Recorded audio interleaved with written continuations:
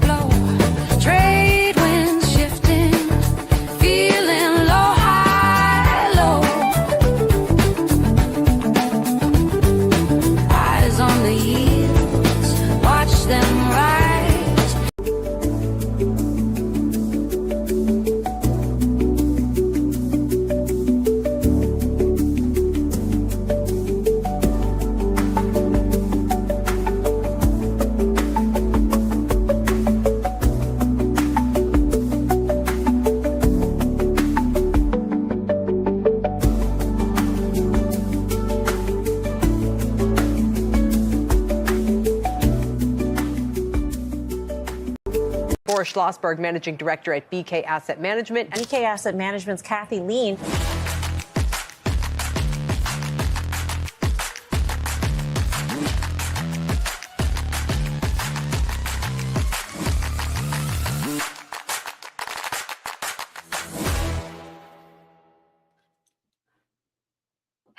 Hello. Good morning, everyone. Say hello to me. If you're on stream chat, say hello.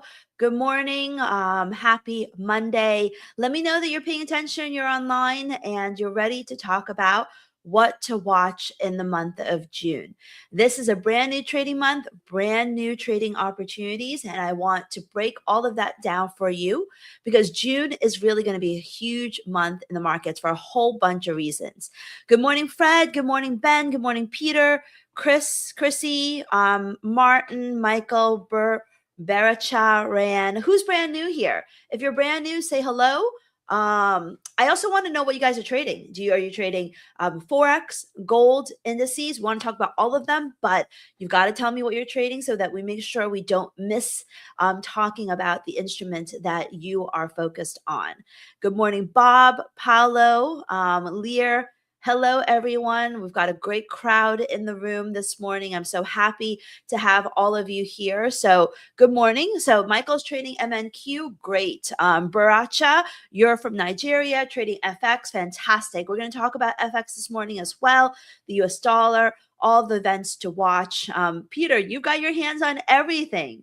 The one thing that I have really learned, and not to diminish what you're doing, Peter, is that you really want to just learn one instrument, one strategy well, and focus on it. When you kind of diversify too much, sometimes you can make mistakes. Sometimes you can lose focus on the real opportunities. And the same is true for you, Fred.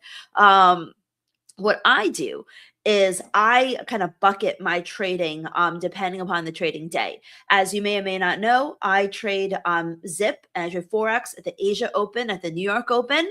And then the other time, beyond that slivers of time that I'm trading at the Asia Open and the New York Open in Forex, then I'm trading indices. So I try to bucket my time to make sure that the certain times of day, I'm only focusing on one specific asset class. So lots of NASDAQ traders here, not so much gold traders. I've only got one gold trader here. Gold bounced off that 200 SMA, which, is kind of the delineation between bulls and bears. And, that's pretty important. So, we'll talk about that as well. All right. Good morning, everyone. Let me go ahead and share with you my screen so we can start talking about, what's the big events affecting the markets in the month of June. Okay, Andrew, heard you loud and clear. You are a gold trader. Fantastic. So let me go ahead and share with you my screen. Give me 1 second.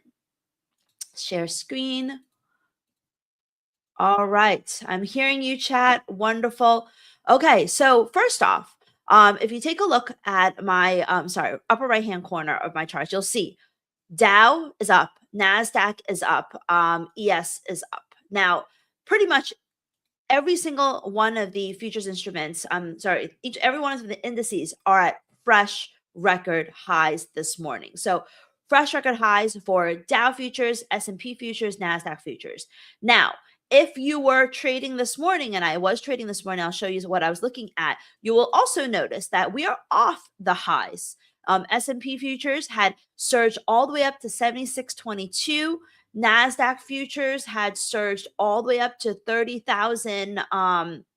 This is during Asia, but at least during the early New York Open, 6:30 a.m., we're at 30,500. So we're off the highs. And of course, the same is true for the Dow futures as well. And, there's definitely a battle happening at these levels. 30,500 in some ways is a psychologically significant level for the NASDAQ. And, the reason why we're having this kind of battle is because the main reason why stocks are up so strongly today is because everyone is so excited about NVIDIA's new RTX super chip. The super chip is creating new energy and hope for the tech sector, the AI sector, And that is something that, I think everyone is talking about this morning. And of course, there's ongoing hope that a deal between the US and Iran is going to be reached. Now, headline wise, we got nothing out of the weekend. There was supposed to be some sort of press conference after their big meeting over the weekend with Trump. Nothing came out of it. Iran shot more missiles at the American base in Kuwait, but the US has not necessarily responded and militarily. And so there are clear indications that Trump wants the war to be over. And he's already said he wants to be over in one form or another. And markets have already priced this in and they're moving on. Now, the one thing that you all have to be careful of is the possibility, the very strong possibility that we get an Iran deal. And, what could happen? Markets could actually sell off. Could we have a sell off on the Iran deal? The classic buy the rumor, which is we've seen, all this movement, buy the rumor, the move on, and sell the news. Who thinks that that's possible? Who thinks that we could have a actual sell off in the markets if we get an Iran deal? If you think so, type in 1. If you don't think so, give me a 0. Give me a 1 if you think that we could have a buy the rumor, sell the news. Give me a 0 if you think that the actual announcement will actually still lead to a Iran rally. 1s and 0s here, Paolo. What are you giving me? 1 for sell off, a 0 for nothing. So Ben is saying 1, Cheryl's saying 1, Professor Floyd is saying 0. There really is no wrong answer here, right? Because we don't know what's going to happen until it's happened. But we'll talk about what could drive this factor. So I'm getting a lot of 1s here. A lot of you seem to agree that maybe we'll have the buy the rumor, sell the news. Maybe we'll actually have a end to the Iran war in the month of June. We're certainly much closer than we are before because, Iran is running out of spare capacity to retain the oil, due to the blockade in the Strait of Hormuz. And at the same time, so, they're motivated to do something. But at the same time, in the U.S., Trump knows that Americans are getting tired of the war. So he's also motivated to end the war. And so, there is a possibility we could get the buy the rumor, sell the news. And the reason why that's possible, let's talk about this. 1, positioning is extremely stretched. I mean, just look at this chart. What am I doing? Am I spelling this right? Positioning is extremely stretched. Let's make our font a little smaller. Just from this huge move here in the NASDAQ, you can tell that positioning is extremely stretched and the market is aggressively long. And so, the markets have already priced in a lot of the good news, and a formal announcement basically removes the uncertainty premium that is driving the market higher. Another reason is because we could have a sector rotation. I mean, think about it, right? The main markets that are driving up stocks is the tech sector. And that has been the primary driver of the overall markets. And it's because people are basically seeking safety in tech, seeking safety in AI. So if we actually get an Iran deal, what you could end up seeing, first of all, oil prices will come down more. I mean, oil prices are up nearly 3% today, but they're still below $90 a barrel. But you'll actually see an easing of inflationary fears.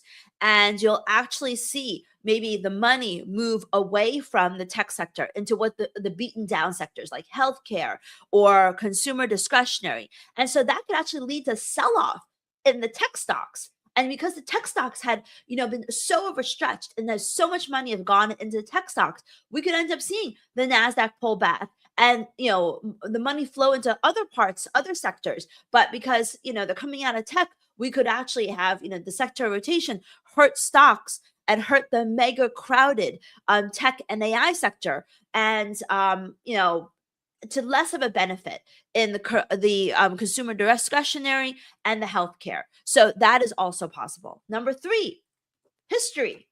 History tells us that oftentimes when we have de-escalation in geopolitical drama, I guess is the best way to put it, that when you initially may see a pop and then a reversal. So that is probably the most likely scenario. An initial pop on the news and then immediate reversal. I think many of you have been in the markets long enough to remember so many instances of this where we have good news, you get a pop, and then it sells off, and you're like, why did this happen? This is such good news. And so there's a possibility. There's very good possibility that that could happen again. So don't be surprised if it happens. Don't be surprised if we have an initial pop and a immediate sell off because the market has bought the rumor and sell the news. And and oftentimes, this very much happens. And of course, it depends on the deal quality, right? The market may be disappointed by the actual terms of the deal. If it's like a weak announcement, you may not see, the market may end up being disappointed, and they may be skeptical of the durability of any type of deal. So just be careful. We saw this before, in 20 in basically 2003 when we had the Iraq war with the same classic sell the buy the rumor, sell the news price action. Now, I'm not saying that this is going to mark a permanent top in the markets, but don't be surprised if we get 3, 4, 5, 6, even 7 or 8% of a move off of the buy the rumor, sell the news. So be prepared for this possibility. This could happen in June. So we talked about this. Let's actually just move to another chart. So what else could happen in June? So June, what to watch? What to watch? All right. So we already talked about the Iran deal and how it could impact the markets. If you are missed the beginning, make sure you rewatch that. The second possibility is this is going to be the very first Fed meeting chaired by Kevin Warsh. Kevin Warsh's very first Fed meeting.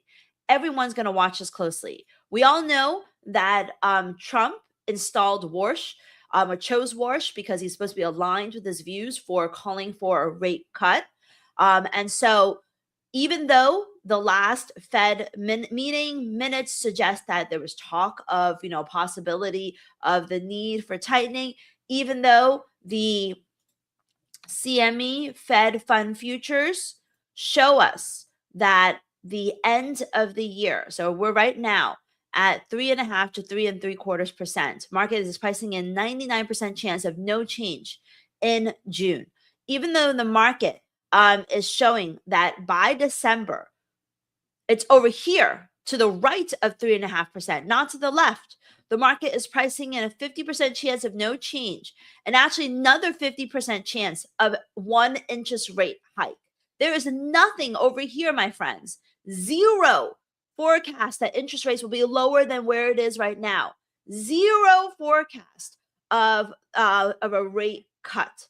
So that, we're going to be listening in. His first press conference is going to be very, very important. He also has a lot of opinions about the summary economic projections, whether that is necessary, the dot plot, whether that's helpful. I don't know if he's going to talk about maybe getting rid of them. I have no idea, but that's a possibility. So definitely the first meeting chaired by Warsh, and the possibility of some dovish comments could affect the dollar. Number 3, rate hikes.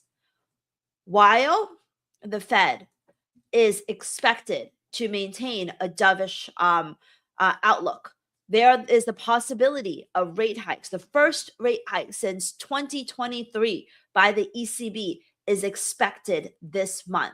So first ever interest rate hike by the ECB is expected this month. And we could have a BOJ rate hike. Let's take a look at dollar yen. Dollar yen is much closer, my friends, to the upper right-hand corner of the chart than the lower right-hand corner, right? The BOJ, it is now confirmed.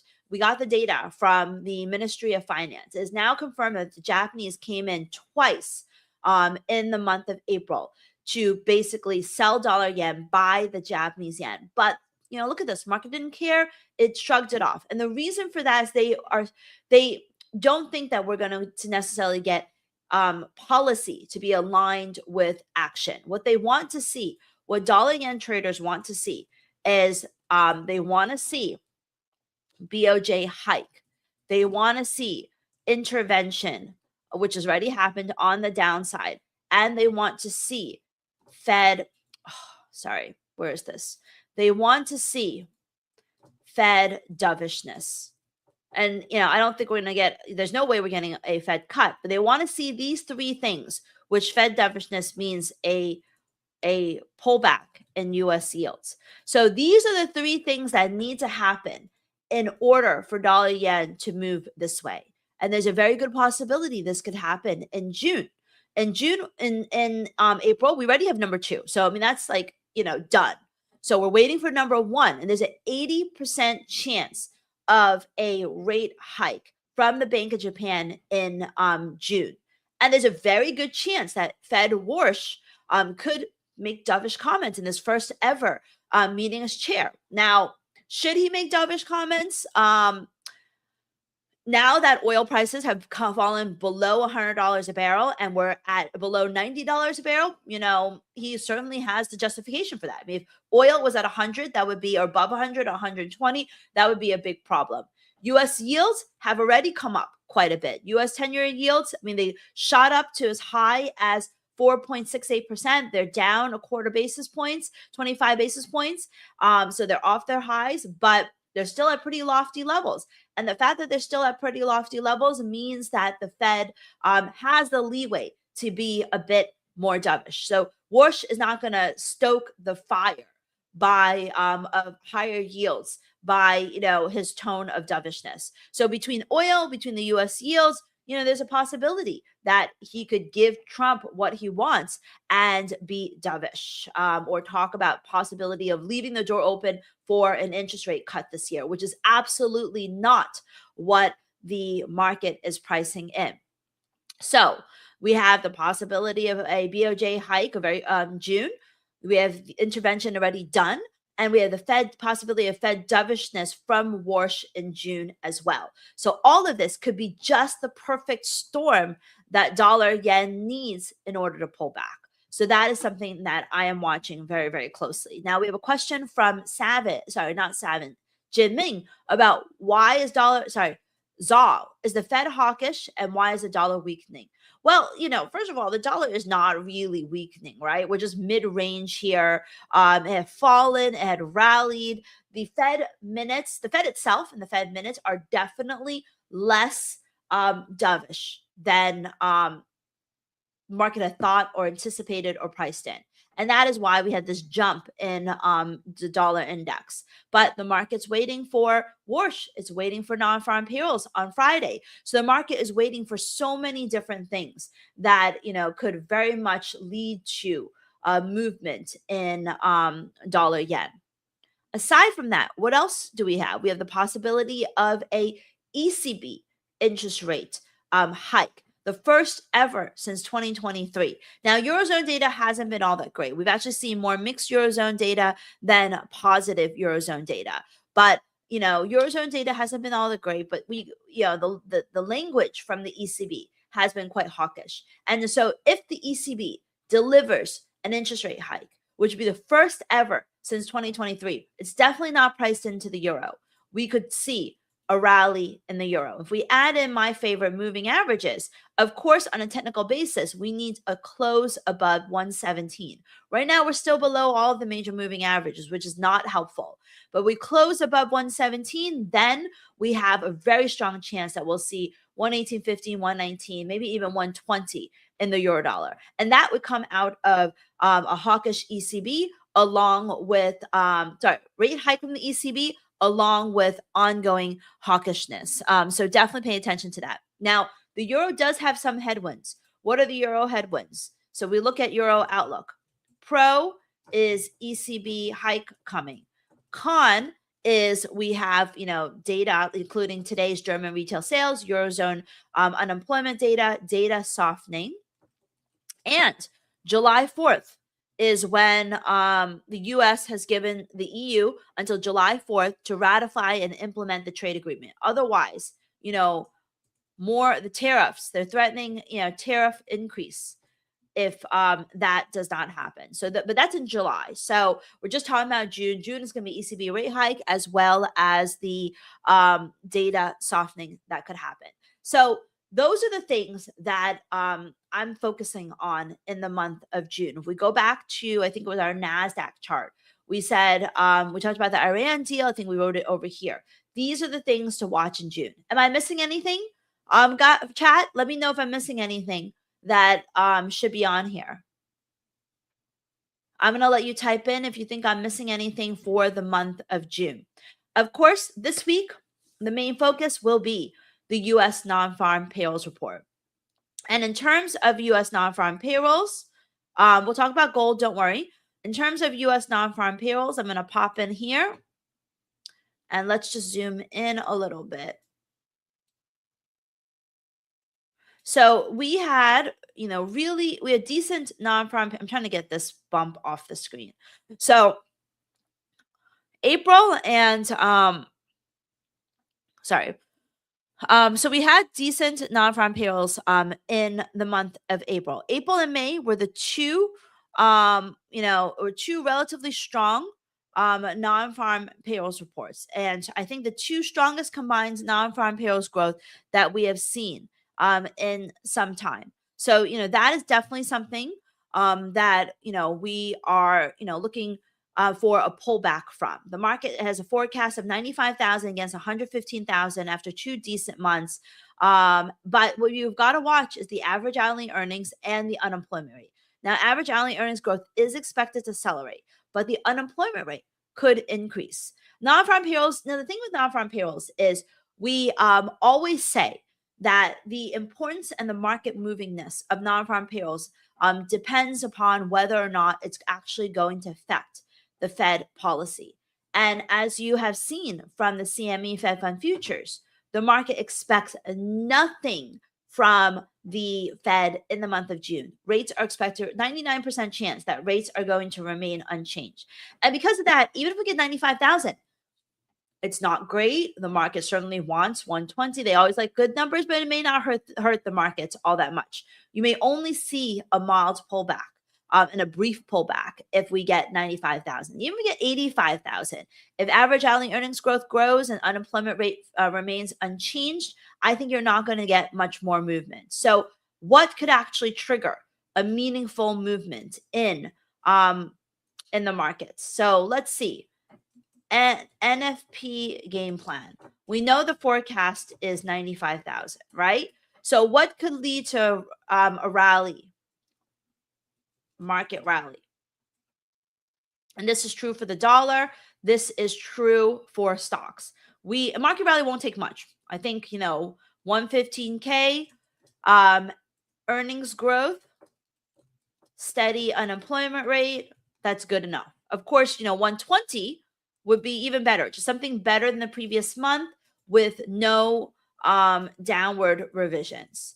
So it won't take much for the market to rally because it's already rallying and because they think that, it's not going to affect the Fed and their policy. What could lead to a market sell-off? That is where the risk is. I think we need to see 70K or lower.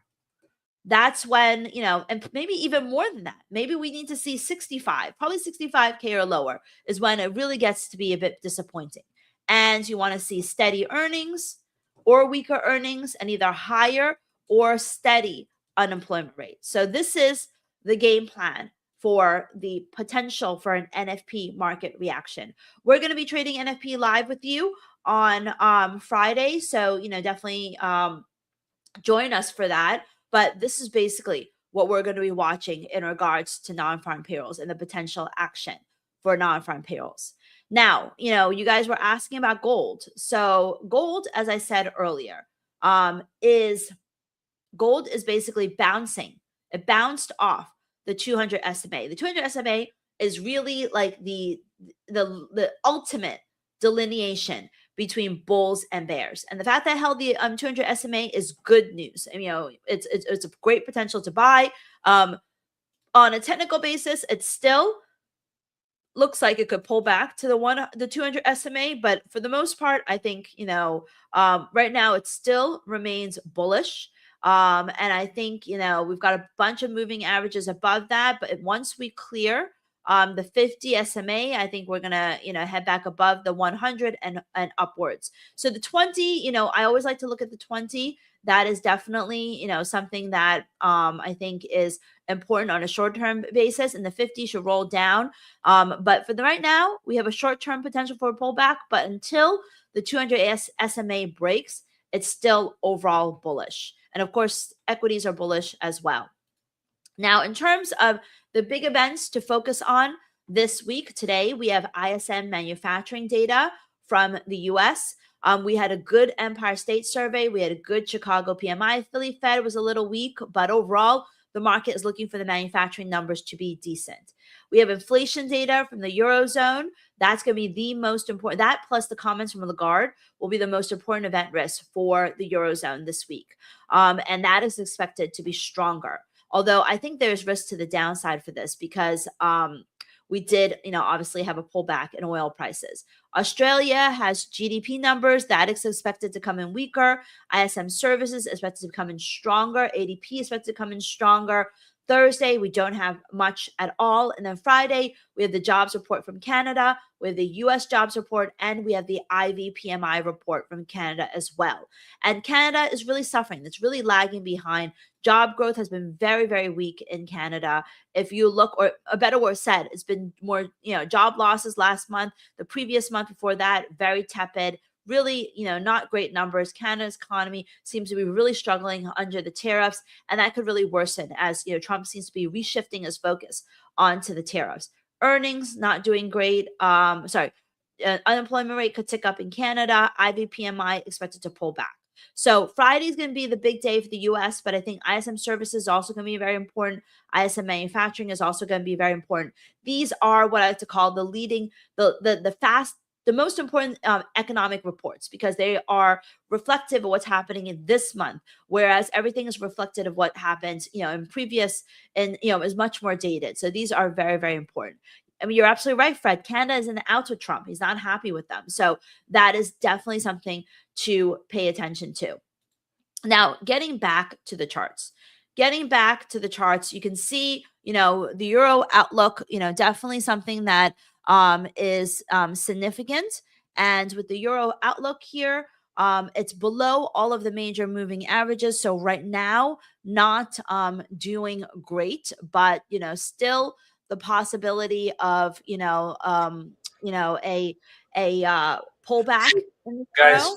sorry, I just want to cut in because there's lots of movement in the equity space. Iran stops message exchange with the U.S. in protest against Zionist crimes, whatever the fuck that means. Iran's president, Pakistan, we are to ensure Japan ships passage, blah, blah, blah. But basically, markets are still selling off because it looks like tensions are ramping up. Just letting you guys know. So Boris going to roll into trading. And this is what we talked about earlier, right? Which is that, there's a battle here because first of all, U.S. yields are up, oil is up, and the headlines are not necessarily good. So yes, he's right. There's absolutely a chance for a pullback. Any setups right now, Boris, or are you just waiting? No, there was a lot of setups, but like in the last few minutes, just lost some momentum. There'll be more. Post news, there's always a ton of setups for us. I have a whole bunch of new stuff to introduce to you. Kathy made me kind of went through the whole BFF indicator and told me it was completely incomprehensible. So I made it much, much more comprehensible for everybody. I color coded all of the dots. I made it very, very easy. So I'm going to walk you through a whole bunch of. Well, Boris, you should probably run it through me first so that I could tell you whether it makes sense or it's not. No, it makes sense. It's good. I like it. I'm very happy with this. It's much more than that. Today is going to be a great day to trade. As you see, as Boris said, we were just watching this. Markets completely flipped on a 15-minute chart basis. Markets completely flipped. So there's going to be a lot of volatility at the open. There's going to be a lot of volatility in the markets. We're bouncing off. I love this 200. We're bouncing off this 200. Although, for indices, I wouldn't make it too much of it. So if you want to trade, you want to get funded, I'm going to tell you a little bit about our sponsors. Apex Trader Funding is still running. It's 90% off sale. Ridiculous deal on Apex Trader Funding. I think $19 for the 5 lot of 50Ks. I mean, if you're looking to just sort of learn how to trade, or if you're really unsure about any of your strategies and you want to give as many strategies opportunities as you can, the 5-pack of 50s is the cheapest thing out there I've ever seen. It's $19 for a 50. You buy a 5-pack of them. We're going to trade NFP, so we're going to be able to do new straddles on that. It's a really, really good deal. Yeah, so they made a bunch of announcements over last month, including the 5-pack bundle drops the cost to 19, including no activation fee option. So there's a lot of, very nice features that they've launched. Also, I want to tell you a little bit about, Ola Prime Circle. They, for those of you that trade CFDs, they also launched something that is really, really neat. Prime Circle they're the only firm that is rewarding traders that are doing well by introducing all of these new incentives. That includes up to $2 million in capital, extra 20% off every single challenge. You get 30% off all the time with code EDGE, free account resets. 2 free resets within the past 2 months. And I really like this. You want to switch around their platforms because they're, launching some new platforms. You want to try different platforms, or you have a reason to go on a different platform. When you hit Prime Circle, you can have a free platform change. So they're really trying to, introduce a lot of steps that make that are much more trader friendly. A loyal customer layer that is very unique in the business that I think is going to it's going to revolutionize how prop firms are going to deal with their customers. Absolutely. And on top of that, they're the only ones submitting themselves for audit with Deloitte. They have the fastest payouts. So if you're trading CFDs, use the EDGE code for 30% off. If you're trading futures, Apex Trader Funding, definitely look at their deal, 90% off. Tradeify, Lucid, you can use the code EDGE also for their best discounts ever. So make sure, you're doing that. And, this is a great week to get funded and get paid, because we're going to have a lot of volatility, especially starting with today. We're going to have a lot of movements, and Boris is going to trade them live with you. Any questions for me? So does the 5-pack have to be passed in 30 days? It does. There is Apex does have a 30-day expiration. But if you're looking for, you can trade multiple strategies at the same time. You can trade one high leverage, one low leverage. This gives you an enormous amount of flexibility to try out lots of different ideas for literally the price of like a single account.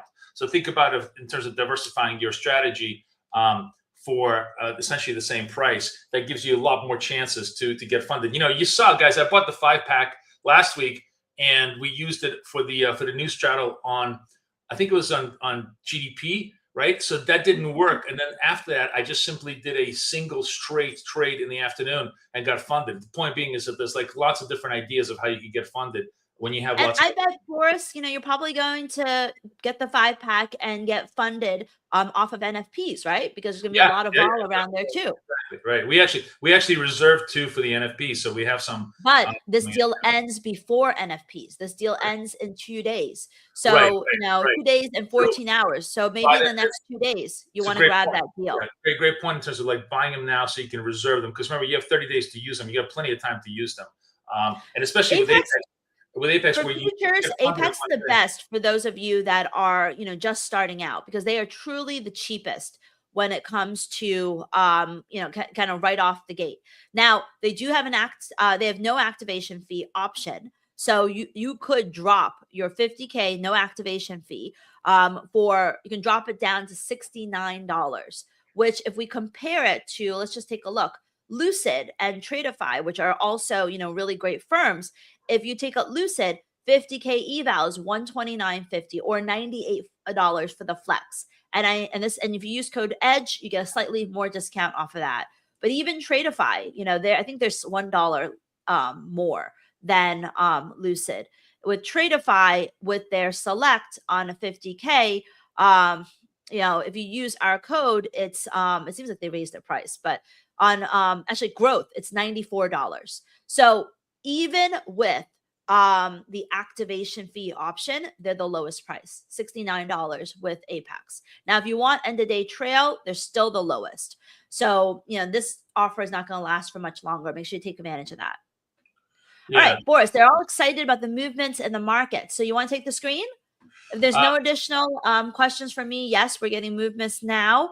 Although it seems like we paused a little bit, but I think we're going to have a continuation soon. Yeah. Because we're heading into the open. Yep.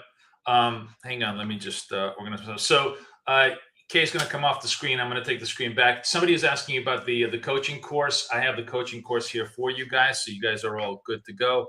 Let me just organize myself. Just 1 second. Okay, and we can go with me. Let me add myself on here. Okay, very cool. Hi guys. Good morning. Good morning. Good morning. Good morning. Good morning. Sound check, mic check, vibe check. Everybody is good. Everybody's seeing me fine. So you see, we see the red headlines on Iran. Everything is good. I am showcasing. So today is going to be a preview day, and I want your opinion on this because I don't want to update the indicator until you guys kind of were comfortable with everything that I did. I'm going to show you everything I did in the indicator. I think you guys will like it. But let's put it up to a vote and let's see what everybody feels about it. So this is the latest version of BFF indicator. By the way, let me put I actually made a full description of this indicator so everybody can read everything that's inside of this thing. Here's the link. If you guys want to follow along with me. Is there a link in this as how to get the indicator, Boris? There is no link on how to get the indicator there yet because this is all preview. There will be a link on how to get the indicator, but that's going to be a separate conversation you and I are going to have. But for now, I want you to this is really for people who are already using the indicator, and of course, you can always get the indicator by joining my coaching. That's always an option. I just put the coaching link. There was somebody who was asking for the coaching link. The coaching link is right up here. As a matter of fact. I'll be happy to pin this for you if you guys want me to do that. I'll pin it in just 1 second. But the coaching is always the best way to get all the indicators because you're going to get my indicator, Kathy's indicator, everything else. But just looking at the changes in everything that I did. First and foremost, I changed all the dots and I put a whole legend over here. And if you just simply move your mouse over the legend, it will tell you exactly what each dot means and what the function of each dot is. All right, I have to ask you a question, Boris. Why can't it say what it means instead of saying the color? What do you mean? Because it's too much. Why does it have to say amber? Why can't it just say amber means bullish or something? No, too many words, and it's too complicated a system. It's not that simple of like just bullish, bearish. There's a lot of nuances in there, and this is just if you hover over it, it makes it much easier to understand. I think we need to work on this because it could be if it's bullish level 1, bullish 2, no, bullish 3. Not like that. KK, do me a favor. Let me talk to them. Go away. But you're asking my opinion. I'm trying to give you my opinion. No, I understand. Andrew, I don't like it. What do you I'm asking their opinion because this is not an indicator that can just be understood from bare bones. It needs to be fully educated. That's why there's a whole big educational component to it that I put there. The dots themselves require lots of education. Dots have different meaning for every different color, right? I basically changed the white candles and the white dots into neon green and hot pink to make them more consistent with what we're trying to do. So to summarize basically what we do, the neon green is a super strong pull away bullish candle, right? Super strong pull away bullish candle. The hot pink is a super strong pull away bearish candle, right? The green and red are simply candles above or below the SMA. And the amber and the blue are the transitional candles, right? They're transitional candles, right? Transitional sell, transitional buy. I mean, we could, if you guys, I'm going to leave it to you. If you want me to change, move away from the color and just name the candle, we could. I could say, generally up, generally down, super bearish, super bullish, transitional bullish, transitional bearish. Is that easier for everybody to understand? Let me know if you think that's a good way of doing it, or if 100%. just color. Low bull, super bull. Hold on, I'm asking them. Bull. It's just like amber and green. Like I want to be able to see it and be able to know what it is immediately without having to hover, because I didn't even know I need to hover. Now I'm going to keep the color. I'm going to keep the color, Cheryl. You mean keeping the colors as they are? Andrew, what do you mean by yes? Yeah, can you clarify guys, yes, which yeah, one? guys, when you're making comments like yes, no is completely unhelpful. I need like a full explanation of what you guys are thinking about. I'm just saying what I would want is that if I want to see this, I want to be able to, because I wouldn't necessarily know that I need to hover. So if Boris is telling me that neon means Super Bowl and neon green have the same number of letters. That's fine. We could change that. I mean, what do you guys think? Let's do a little bit of a poll here. You guys tell me what you think about that. We're going to put a new poll here. Should we do it? First one is just color, and the other one is like, Super Bowl, bear, etc. Option one, option two. You want it to, we're going to have the color too. It's just that it'll say green circle, and then it'll say, whatever it really means. Just like, most accurate astrologist says, make it idiot proof. I'm the idiot. I want it to be idiot proof. Whatever astrologist says, I pretty much do, because he is the guru. Boris, make it idiot proof. You're with Kathy. Okay, all right, cool. So let me see what Tony said. I hope Boris still has to pay Kathy $1,000 every time I change his BFF dots. That was the one, she made it for me, so she made me change it. So it's on her. Idiot proof. Okay, so no problem. So it looks like everybody wants to do the Super Bowl, super bearish. That's fine. So we will change that. That's why I wanted to kind of get a feedback from you guys before I started updating the stuff, because I want your feedback on all of this. Okay. So the second thing that I wanted to kind of mention is the second thing that's really, really cool about this. Okay, I guess we can take off the poll. Let me just get rid of the poll here. The poll was pretty definitive on that. Okay. The second thing that I wanted to show you, which is also very, very cool, is that we now have embedded into it the decision support system, the actual data to tell us which hour is a tradable hour and which hour is a fadeable hour, right? And it's even better than that. If I click on NASDAQ, it will give me NASDAQ data. And if I click on gold, it will automatically give me gold data. So for example, you can see that gold in this hour, the 9 o'clock hour Eastern time, and by the way, this will update to your time. So it's updating to my time because I'm on the East Coast time, but it's fully synchronized to UTC. So if you're in Dubai, it will tell you, even though what time is in Dubai, whatever it is, it's like 6, 7 o'clock at night. It will tell you the 6 o'clock hour is a strong bullish hour in gold, because it's fully adjustable to your time frame. So all of those things have been really taken care of. But what's really, really cool is that switching between symbols will give you different data sets.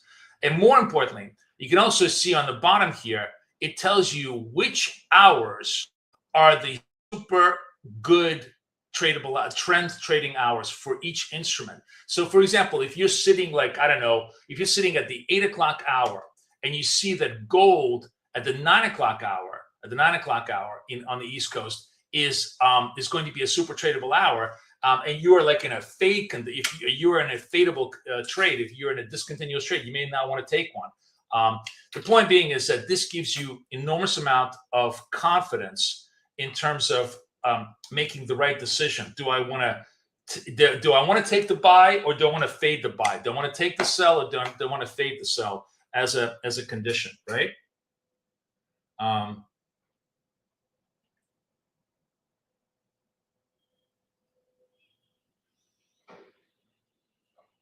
You like the hourly data? Yeah. So the hourly data is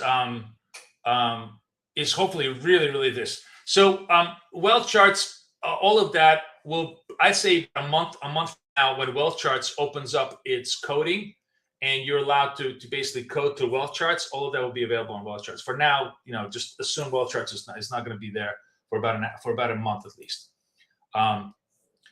It doesn't have a trend bias, Andrew. Here's the point. Here's the really brilliant thing about how this thing trades.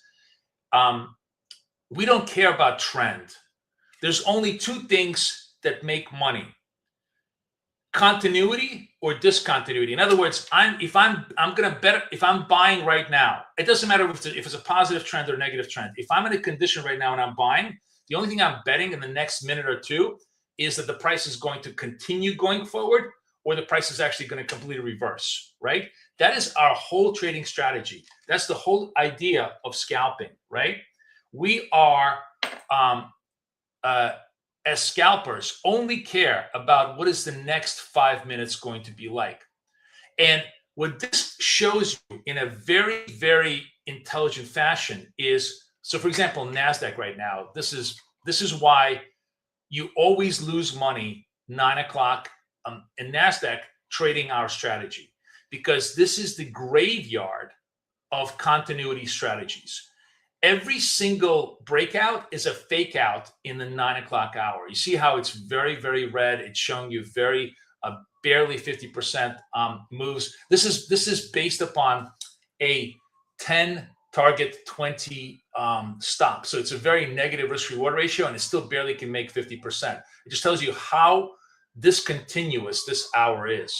Now, the really cool part, and the thing that I want to kind of share with you, is that we actually have a strategy for discontinuity, for fading stuff.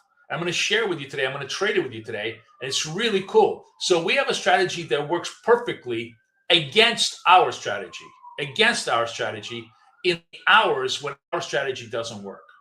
And I'm going to share that with you today as we start trading. So we can make money when things are choppy, and we can make money. This is basically chop. We can make money when things are choppy, and we can make money when things are continuous. Now, gold is a beautifully continuous trade in the 9 o'clock hour. So, and I've already been trading gold here on both charts a little bit today, clipping a little bit of money. And I'm going to be trading more gold today based upon the signals that it's giving us in a continuous manner. And then I'm going to be trading NASDAQ in a discontinuous manner. I'm going to be fading NASDAQ, and I'm going to be trading gold as the day progresses. So the 9 o'clock hour, it's about half an hour left to the 9 o'clock hour. Gold, obviously, negative trend, negative sell block. So if gold develops another, red dot, we have a purple dot, red dot, we're going to be taking gold to the downside.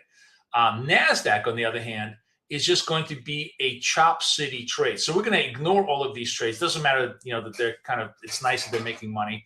What we're going to be looking for is any kind of a change of trend trade, and then a confirmation the other way. So, for example, if we get a yellow candle followed by a red dot, we're taking that. That's a discontinuous trade. If we have a blue candle followed by a white dot, that's a trade we would have taken, although it would have been really, really choppy. But the point is that we can trade the reversal of continuity, which is discontinuity, just as easily as we can trade continuity with all of the dots and all of the structures that we've set up. Because what's blue? It's a transition it's transition from chop to bullishness, and yellow is transition from chop to bearishness, right? And we're just going to take that transition candles are the lead candles in a chop signal, and the neon candles are the lead candles in a trend signal, in a continuity signal. It's just that simple. So does everybody understand that? That's what makes this so much more powerful than it's ever been, because we now have this incredible amount of statistical data to have confidence with making trades the way we want to make trades.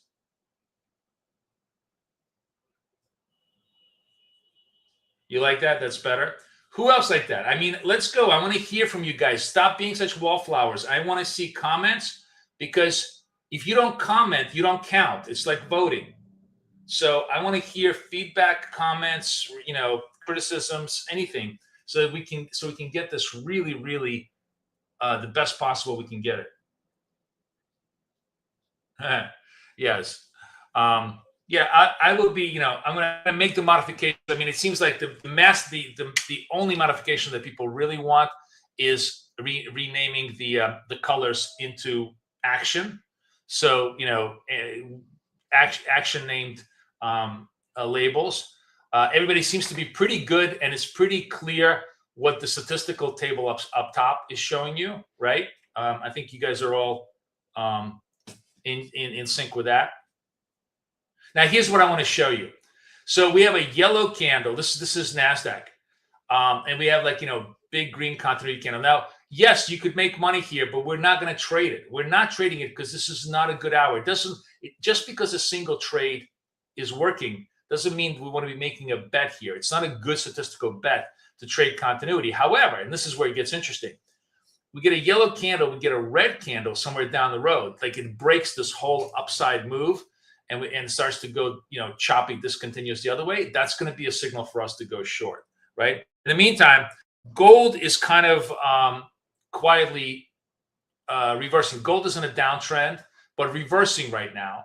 And actually, well, let's see. Gold is just really choppy as fuck here.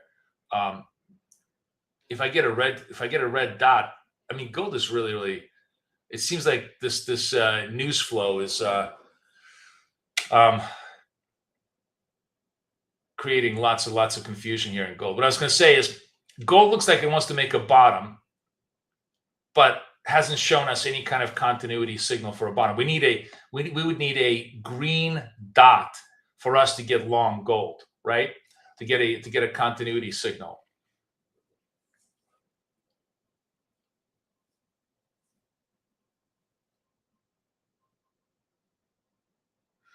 I'll ride whatever horse you have for us. Looks good for the hourly data.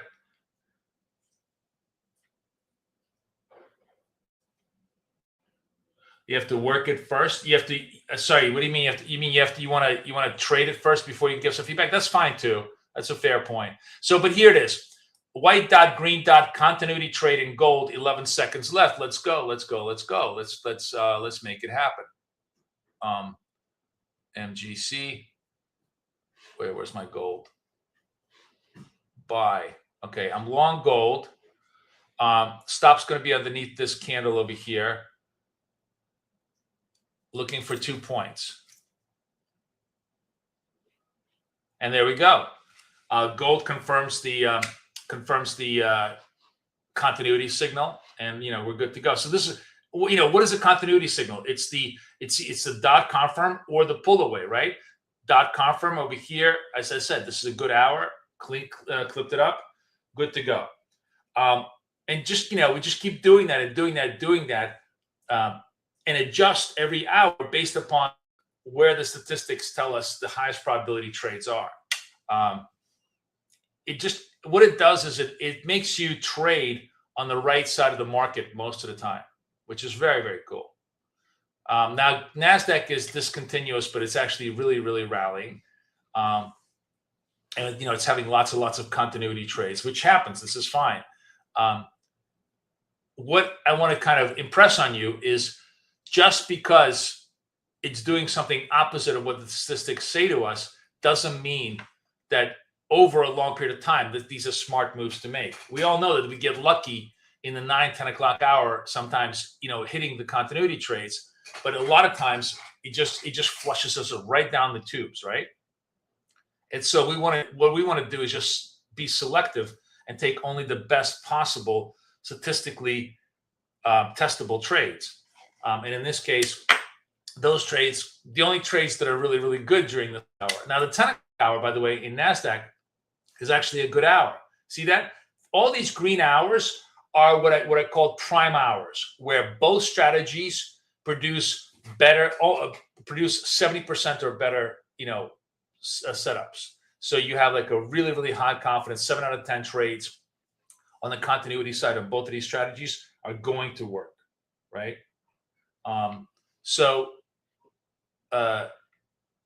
Look what's happening now. We have a rally back up to the essentially the Iran news. We have a transitionally bearish candle, right? Transitionally bearish candle, which is amber. And we can watch that. And, and if that stays in place, and if the transitionally bearish candle is followed by a bearish dot, by a red dot, we're ready to go short this thing.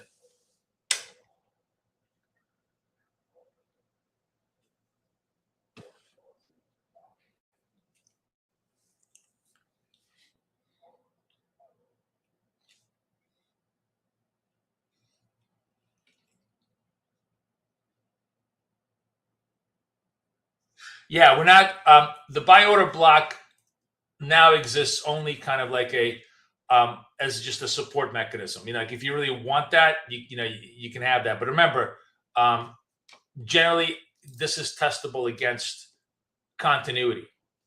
The buy order, with buy order block or without buy order block, it stands the test of time. The buy order block just tells you the general, direction of the move, which obviously helps, but not critical.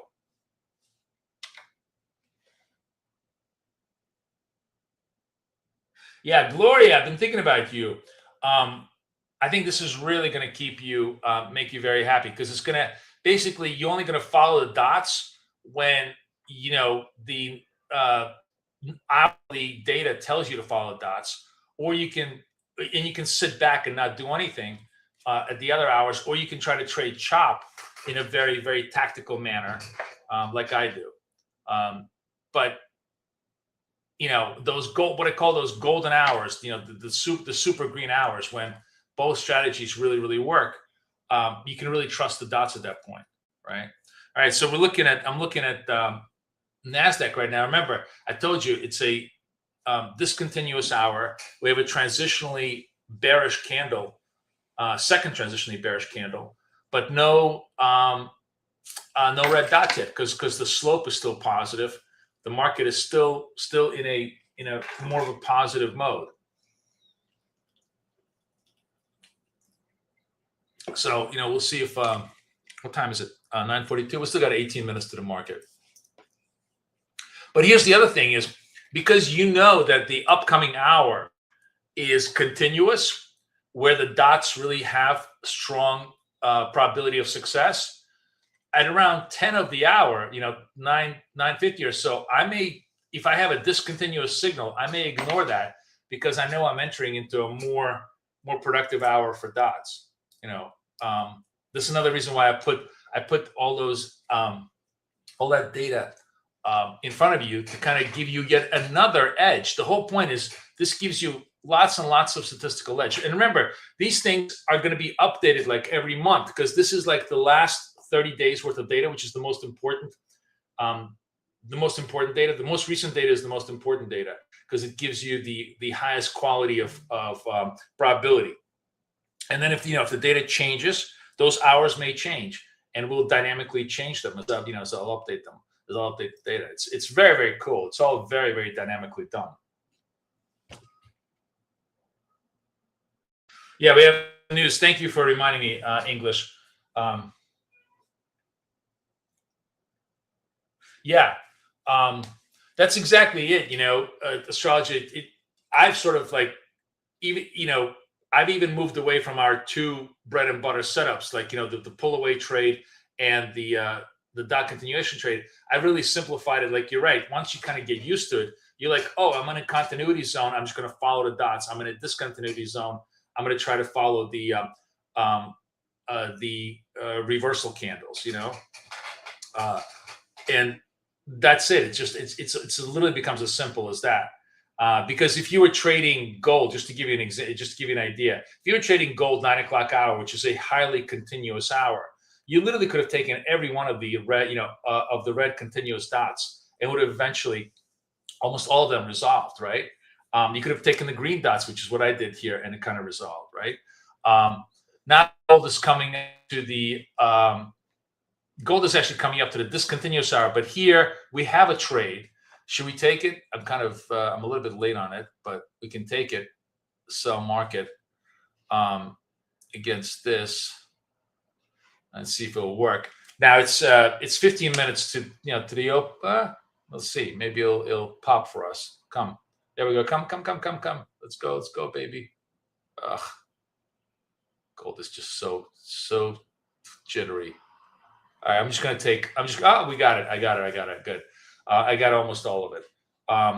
So yeah, I mean, this lets you kind of trade. I'm not you guys know, I am really not a lover of trading two assets at the same time. But if you're going to do it, this is the only way to do it, where you have the statistical data on your side, and you can just try to extract it as much as possible. To focus on just sort of like one idea at a time and make it happen. So here, sorry guys, this is actually a trade, and let's see just how discontinuous we are. We're going to go to a different account, 50 account. I want to go to MNQ. I'm a little bit late on this, but let's give it a shot. I'm late on. And I'm wrong. I'm gonna eat this thing. Yeah, I'm gonna eat this trade. This is why I wanted to switch accounts. Sorry, I'm just trying to adjust these charts because they are so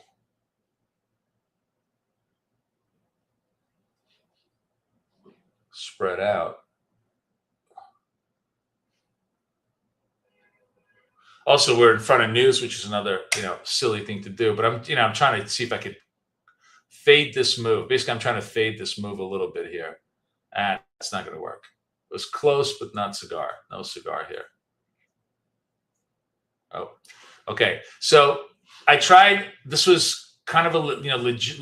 This is a purple dot against the yellow candle, but it did not discontinue. The market today, because of news and everything else, the 9 o'clock hour is actually much more of a continuous hour than before. And again, this is a point that you're not not every trade is going to work for you. The whole point is, even when they all work for you, 3 out of 10 are going to not work for you. But because it's very limited risk, limited size, we will recover from that trade easily. Maybe even a 10 o'clock hour will just simply take continuity trades. As I said, this is actually, let's see. If it stays a continuity trade, maybe we'll take it. Take it the other way. See if it comes up.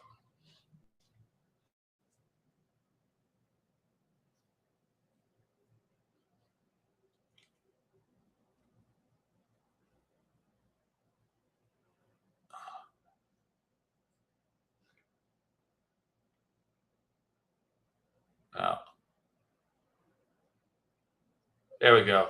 And the continuity trade. So why did I switch over to continuity mode? Because we're getting close to 10 o'clock. That's a pretty strong continuity time for the NQ. NQ is clearly displaying lots of continuity, properties right now, more or less. And again, 9 o'clock hour, literally the worst hour to trade.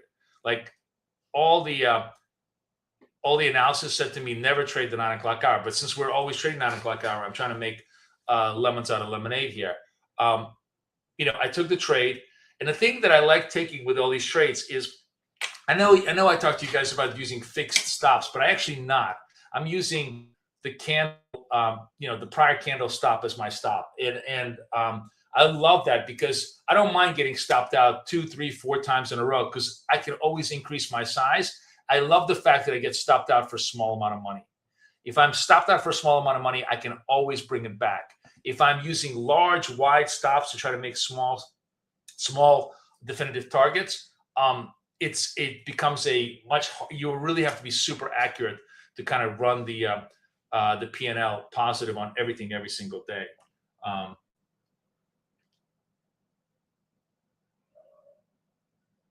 Yeah, I understand, Ben.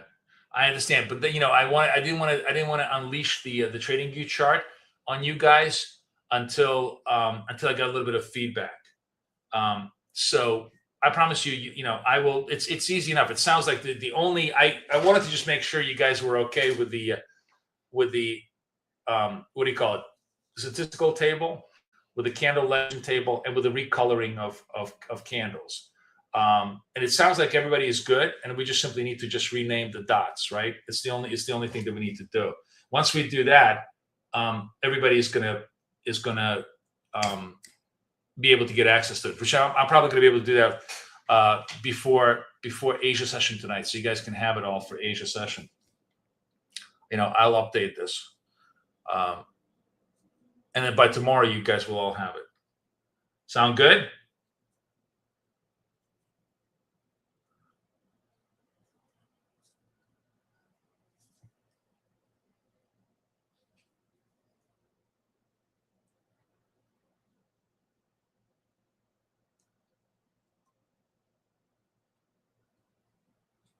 Okay.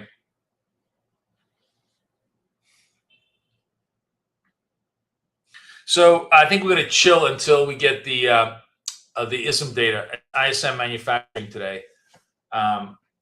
Maybe a positive data. We'll see. Market generally seems to be shrugging off the Iranian news because, here's the thing. Price of oil is down, right? Why? It's kind of interesting.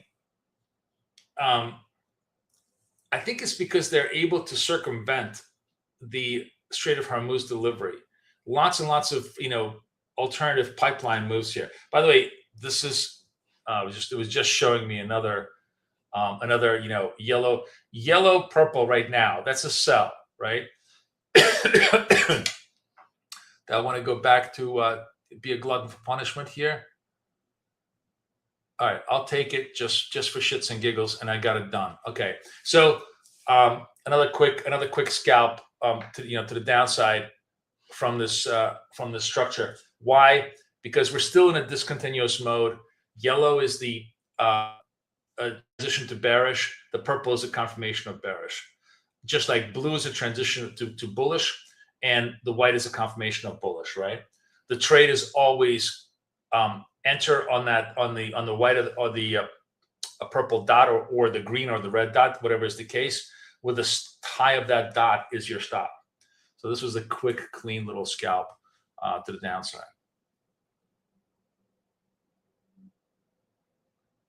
I'm trading for 5 points in NASDAQ and 2 points on gold, but the stops I'm keeping variable.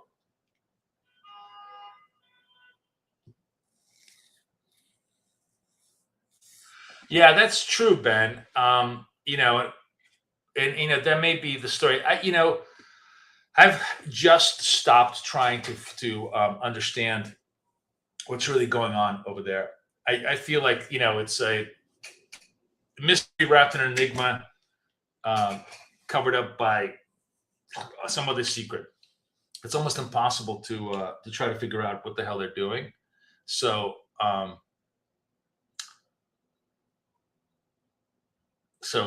I'm just going to let the market try to figure it out for us.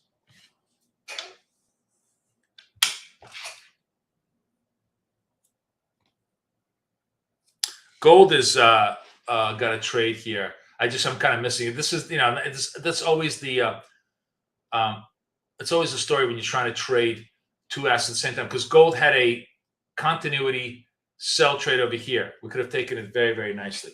I mean, I'm happy. Honestly, guys, I really like the only way I can trade two assets is, and it's always going to be the trade-off. The only way I'm going to do this is I'm going to say this hour we trade gold, and it could be the shittiest hour ever for gold, and all the money is made in NASDAQ, and you guys are all screwing me.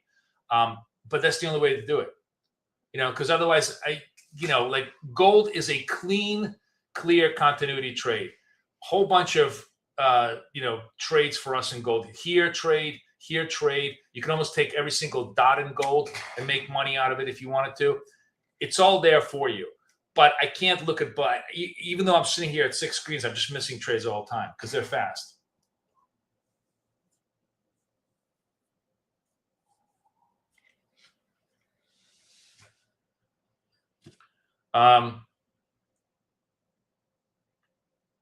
So you let me know, if you guys want to trade one instrument per hour or not. But like it's just hard to focus. Anyways, the 10 o'clock hour for sure is the NASDAQ hour. If you want to make the 9 o'clock hour the gold hour, I'm happy with you.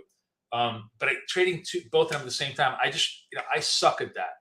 I'm happy to offer you the tools, But if I'm trading NASDAQ and somebody says, look at how gold is doing, great. I'm glad you're trading gold. I'm not. I can't do it. I need to focus on one product. I'm just not, even if I'm looking at like lots of different screens, I just, these trades are too, require too much focus for me to kind of do it that way. So let me know if you guys want to subdivide it by hours like this or not. I mean, I'm, like for example, at night when we trade for our friends at Ola, I'm definitely going to be trading gold dominant in this particular structure.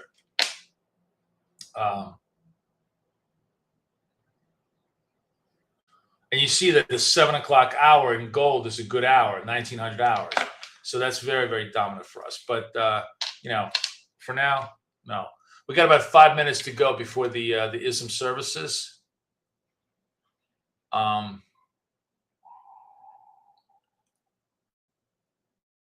Slightly lower on the S&P manufacturing. Oops. Calendar.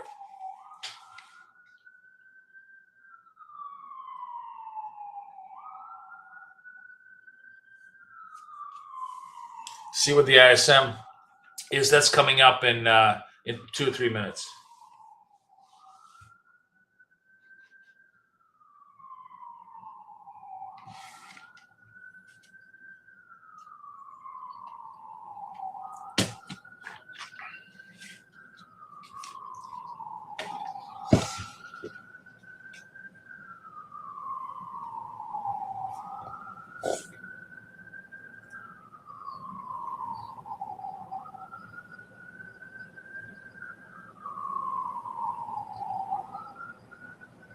Who's new in the room here today, guys? Say hi to me. We are, as usual, trading like crazy. The game plan here is to run every account $100 up from the start. So this account, I actually ran the 48, about $58 up. This one, we just basically break even right now. I'm going to try to run this one. What I try to do is I run it to the next $100 level. So let's see what the 61 is. This is a 200.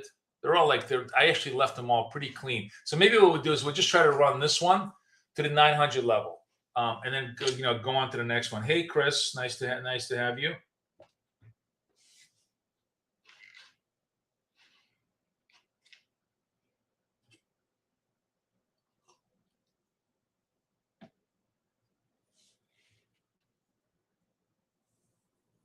Two minutes to the to the event. Minute 39. I really don't. Isn't it nice to have the applet now on the on TradingView? It makes it so much easier for us to see the data. We'll have that for the NFPs. It'll be super cool.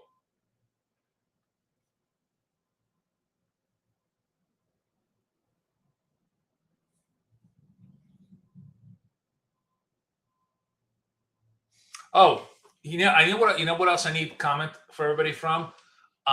Tell me what you guys think about this web page, and tell me if you like it, not like it, if it's kind of clear or not clear. Let me know.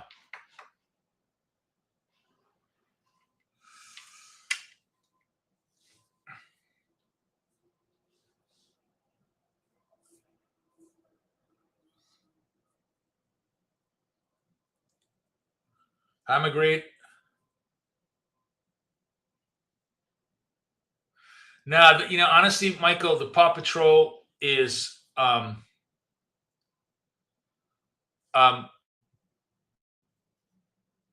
mean, it's fine. You could use it within the structure, but like it wasn't. This is a much more complete structure, and it's much easier to follow the dots than try to figure out pause and dot. The pause candle, I think, is hard for a lot of people to kind of figure out. I mean, it's not that difficult. The big, you could incorporate the Paw Patrol into the whole thing by just basically trading the continuity. Like right now, we're obviously in continuity mode. Here comes the data. Where's the data? They haven't printed it yet. Here's the data. Better. Prices paid lower. It's all bullish. Employment, good. I told you manufacturing is good. I keep saying that the surprise that nobody is really paying attention to is manufacturing. All right, data is bullish. Price action is bearish. We have continuity trades, and Nasdaq is in continuity hour.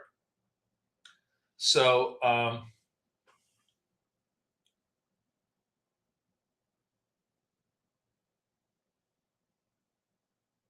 you like, Miguel? Are you talking about the web page that I just posted? You like the web page? I'm asking sort of like responses on the web page. And what do you agree with, astrologer? Sorry, I'm just trying to get to the thread of what everybody's talking about. Okay, so what's the trade here right now? Continuity trades are in play. This actually reminds me, guys. By the way, I know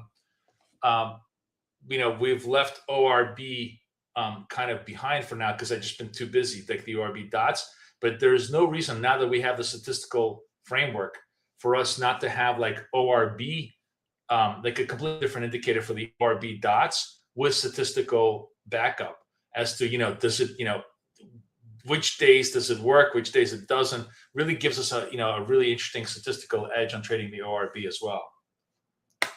Continuity is better than pause. Yeah. Low of the day down below. Yes, this is the New York low right now. We don't have a continuity trade. Like right now, what we're looking for right now would be a hot pink candle to pull away.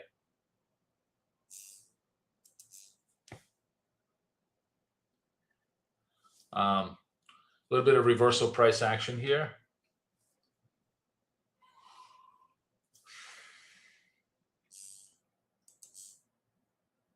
Oh, look at this. Purple rain. Oh, what's going on with Hamza? Hey guys, are you getting Tradeovate? Oh no, that was a long time ago. There was like a message saying that Tradeovate had a brownout, but that was a long time ago. All right, we're making fresh lows here, guys. What are we doing? So far, no signals.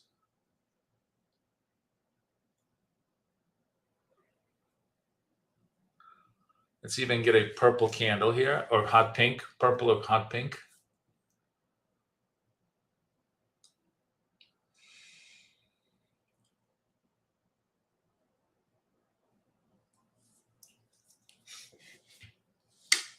All right, 31 seconds left on this trade.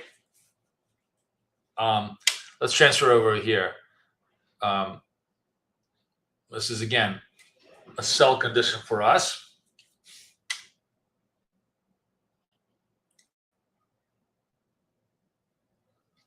Assuming, the dot stays in place here. We're not going to pull the trigger until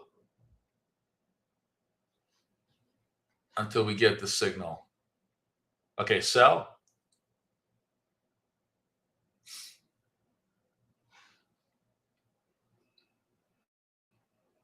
Nope.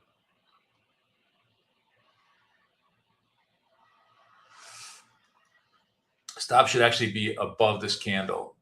I'm a little bit short on the stop, giving myself a little more room here. Let's see if we get continuity here.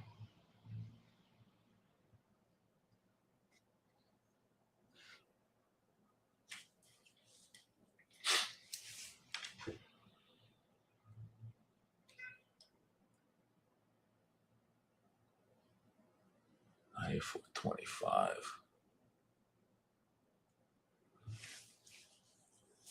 Basically broke the 300 level and trying to bounce back up off. We sold it right into the 300 level, which is always problematic. But I couldn't care less because we're going to come back to this continuity trade later. If it doesn't work for us now, we'll just try to resolve it later with different size. Okay, fine.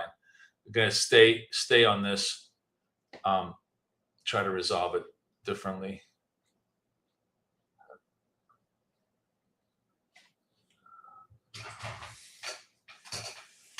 This was a, a hard sell was sell right into the bottom, into the round number, into the double bottom. Yeah, you're not gonna. You're not. It doesn't matter what the statistics say. It's going to be hard to make that trade stick, which it didn't. It's fine.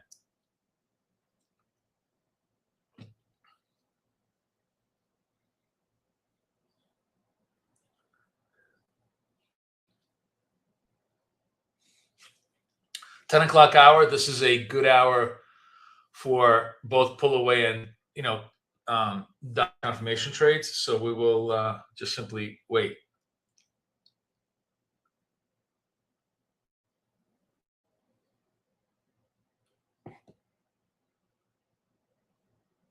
What's the pizza slice, astrologer?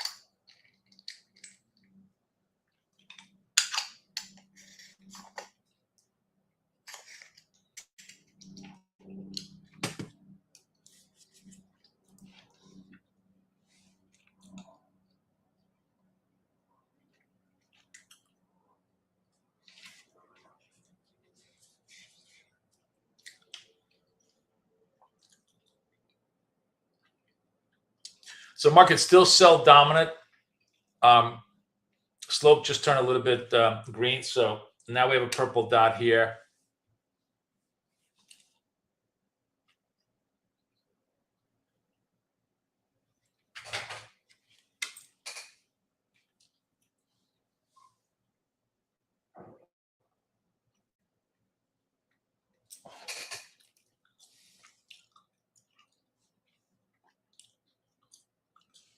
Do I really want to buy them?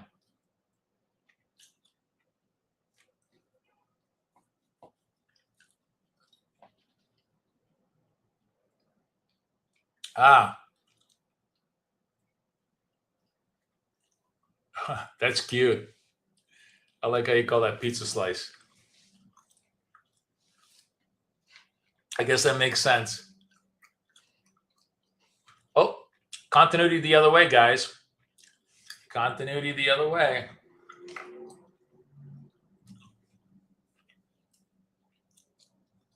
It's cool. Isn't it good to have that neon green? You can really see the pull away visually very, very clearly, right?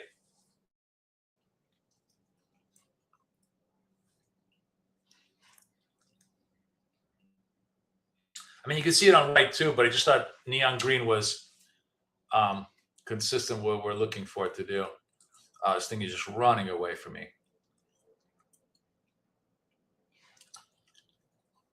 Big reversal. Ugh. I hate buying these big breakout candles, but let's do it.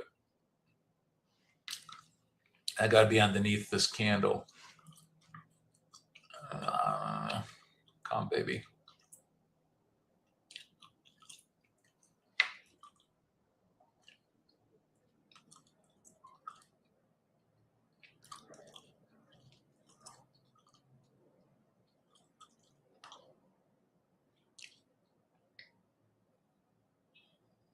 There we go. There we go. Continuity in our way. Now, I'll be honest with you. Like, because of this like statistical knowledge set,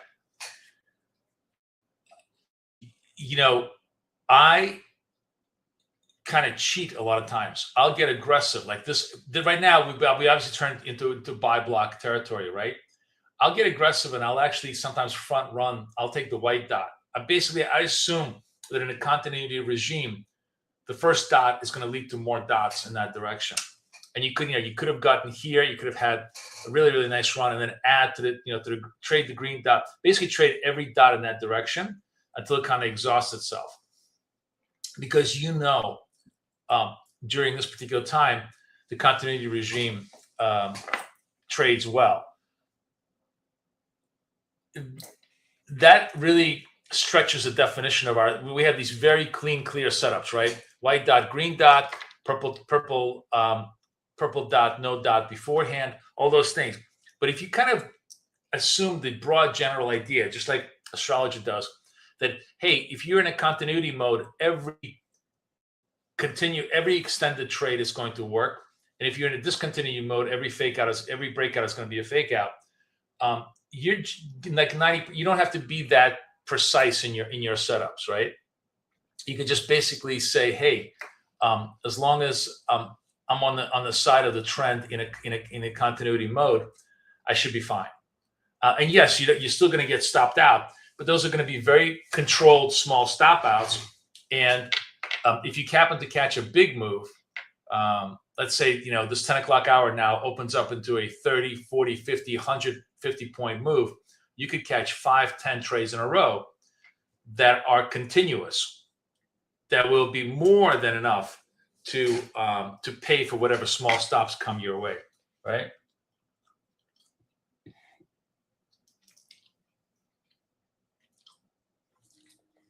So, astrology, explain to me where the slice. Let's out the slice because it's really, really cute. What is the slice? Is this the slice? Oops, shit! I can't draw. If I could only draw. Brush. Is this the slice? Is this the pizza slice? Or is it something else? Or is this the pizza slice? Is that the pizza slice and then you go forward? Is that what you do?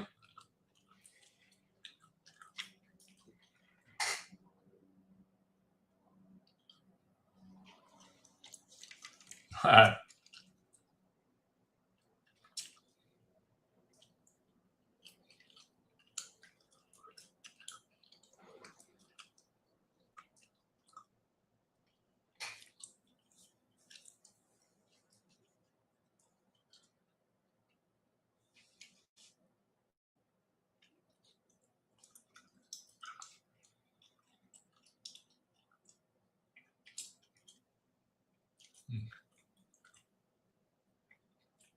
That second one that I drew, this one right over here, that was the pizza slice, kind of up, down, dot, go. Pizza slice, inverse, and then go. So kind of cool. It's basically it's the triangular price action around the moving average, and then the price pulling away from the moving average, right? And you're going with that. I like it.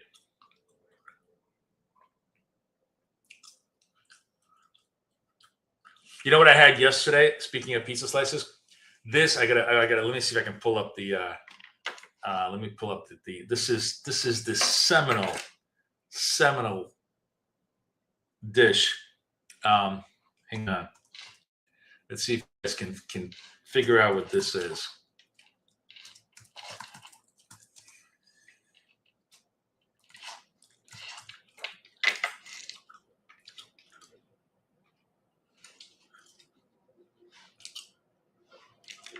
All right, check this out. Do you guys see? Oh no, sorry, you don't see it. I didn't put it in there. Where's my thing? Here we go. There we go. Do you guys see that? It's one of my favorite restaurants, Quality Italian, Midtown, New York. Their go-to dish is chicken parm pizza. And it is so freaking good. It literally is a pizza with chicken parm, and they put arugula and Parmesan on top and hot honey. It was like my favorite birthday dish. So good. So good. All right. We're looking back to continuity trades here. See if we can get a white dot, green dot play here. So far, no.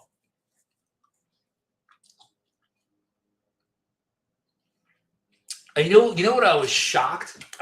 So they have a place in the city. They have one place like in Denver, very obscure. I think the guy who my wife told me, the guy who runs the place used to own Smith and Wollensky, which is a famous steakhouse in New York, and they got sold. he's so sort of sold out. But like, I was like, this is the most natural place for Vegas I've ever seen. It's basically two of America's favorite foods, Italian and steak. And they both do it like super, super well. It's like the place was just mobbed. It was fucking mobbed on a Sunday night. Everybody, eating there. And I was like, man, this is such a natural place for Vegas. I was just shocked they don't have a place there. But it's a great concept. It is really, really good. My favorite dish. A little bit of choppiness here. Again, just because it tells us it's a good hour doesn't mean it always is a good hour. But if I get it, if this hot pink candle stays in place with a dot, we're trading this to the downside. It's a trade for us. Let me just adjust size a little bit here. Come on.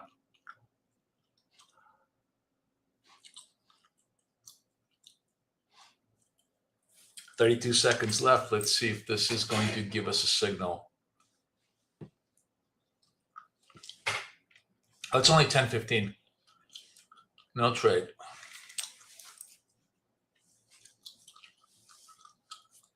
Oof, big reversal. Invalidating the sell block. What's going on here? A little bit of buying.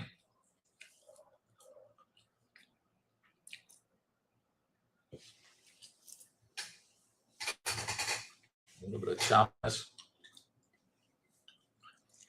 No trade for us either way, because we're waiting for the confirmation dot.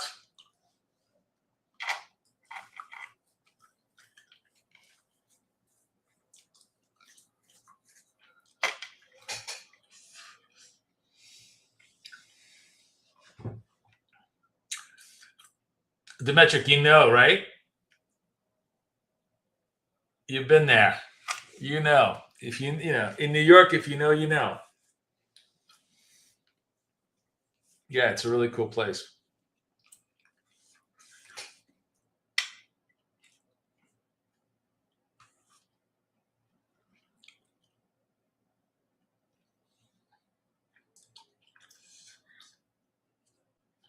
Everything looks a little choppy here today.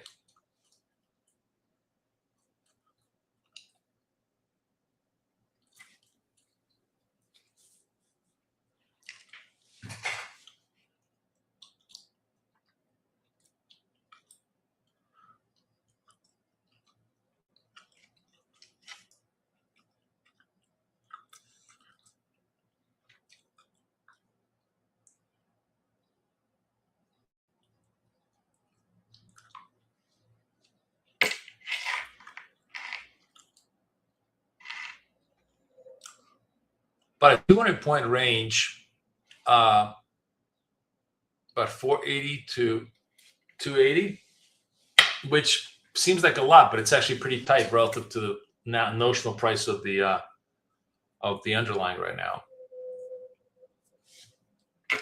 See if there's any news, any more headlines.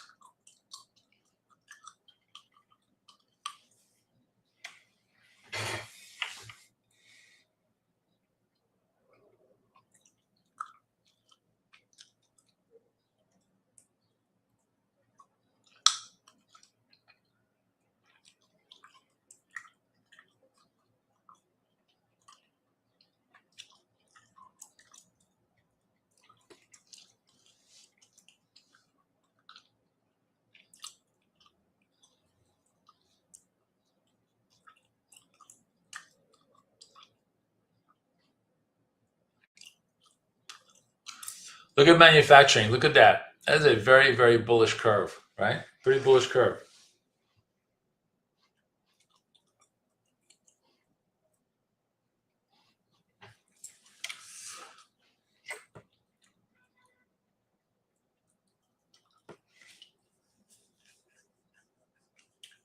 Our markets are definitely very, very choppy. Nothing to do here.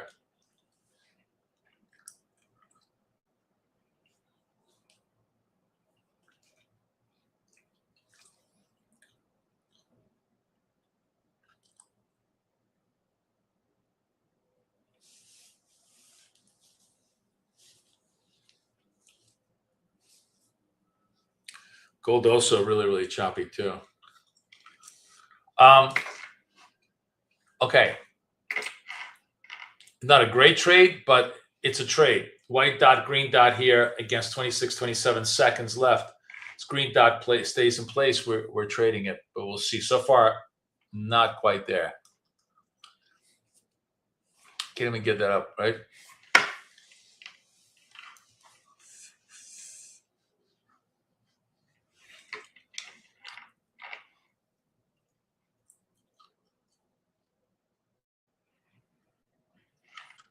All right, good enough for government work. We'll take the trade,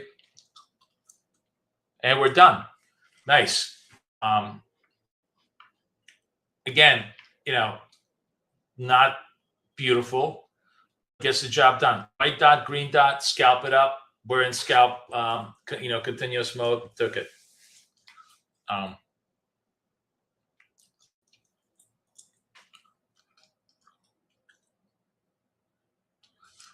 Now we're getting a pull away trade, strong bullish. And I'm actually perfectly happy. It's not the pull away, classic pull away trade, but I'm perfectly happy to trade that with you. I will trade it with you. With a stop underneath here on the assumption that it's going to extend. And it almost does. Come on, come to Poppy. Let's go. There we go. And it extends.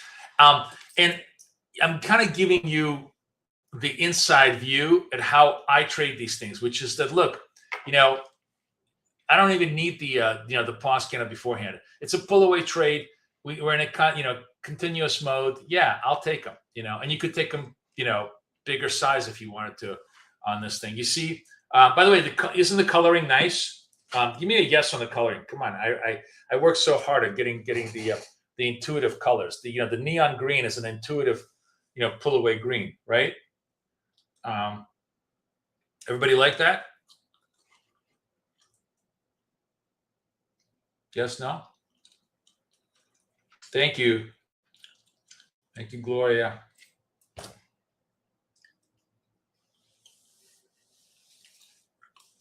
And this makes it, again, I guess the motto for the group is idiot proof. That's going to be our motto, right? Yeah, so Ben, I thought about it hard about like, I'm really gonna have to change this, but I want it to be consistent with.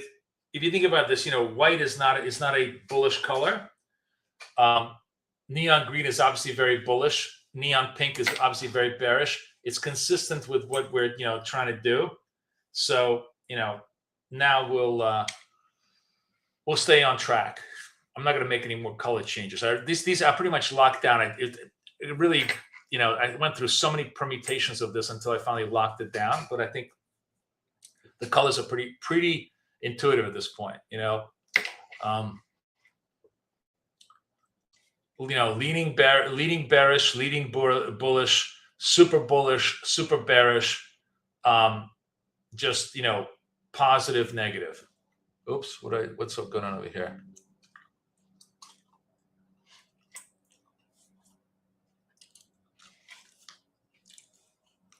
So, it's quiet. 10 o'clock is super quiet. But look what we're doing. We're, because we have the data on our side, because we're using decision support analysis, we're not searching for trades. We're just taking whatever trades come our way. And, taking whatever scalps that we can at this point.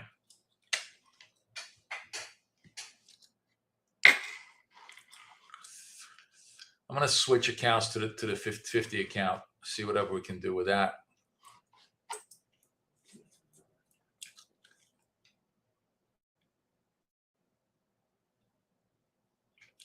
And gold is really quiet. Gold just died at this 10 o'clock hour.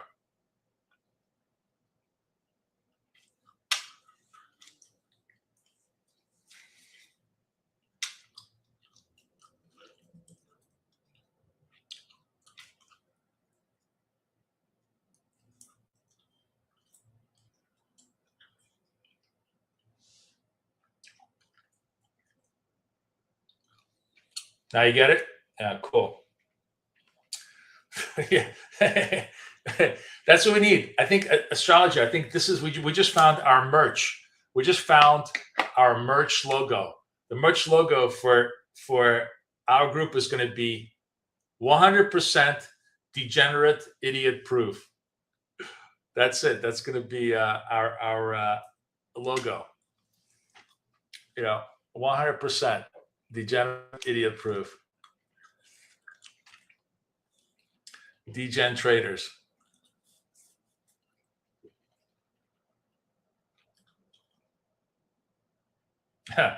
Apex not letting us trade bells because it's back to boring. Yeah, I mean, well, no. The real reason is because they finally have a proper risk model to hedge all of their metals exposure. So they should be in good shape.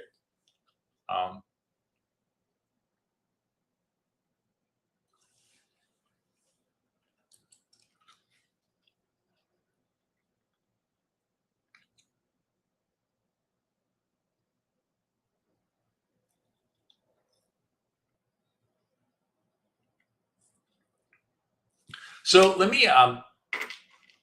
Right now, we're just getting a lot of contra trend or contra flow signals in NAS, so they're not really interesting for us against this thing. I kind of want to just sort of share with you what you do with gold in terms of what's the tactics to how I would, like, if let's say I was 10 o'clock, I was just trading gold, right? So gold is a contra flow trade, meaning that we're not taking continuation trade. We're looking for kind of quick reversal trades.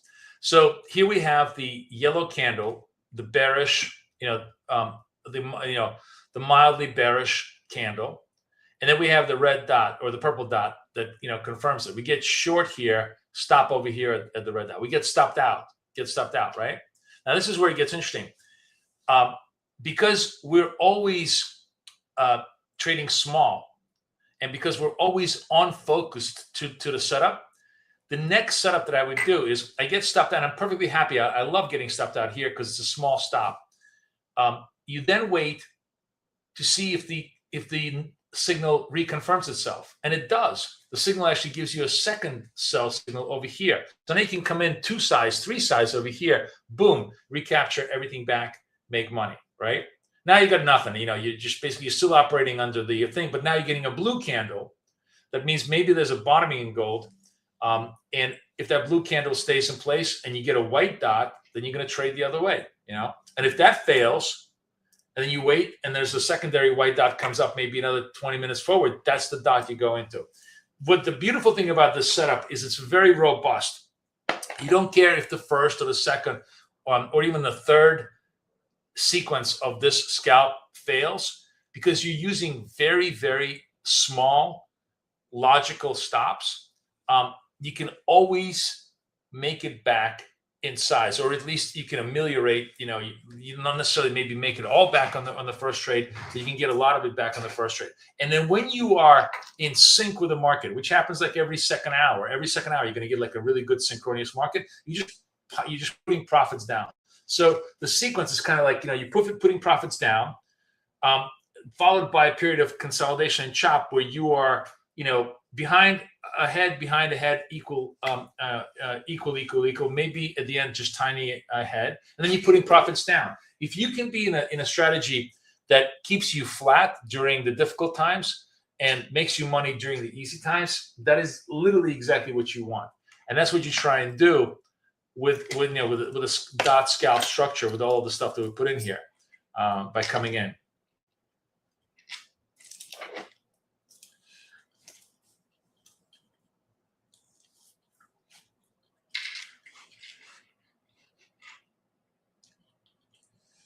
Hang on just 1 second.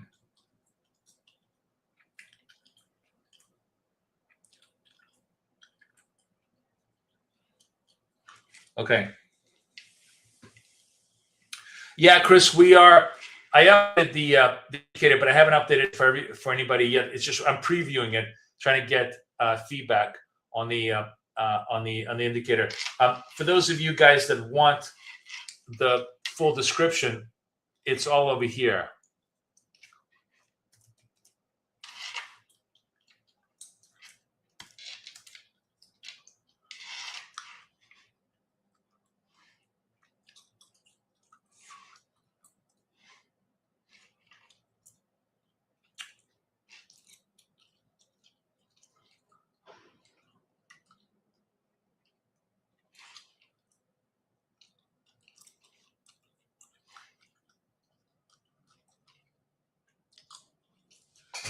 Oh, we are. This is not adjusted. Sorry, it needs to be 5. Oops. So double white dots. That's not a trade for us. We need a white dot, green dot on Nasdaq. But we're still in a continuous mode. If we get a green dot, we're going to go long Nasdaq.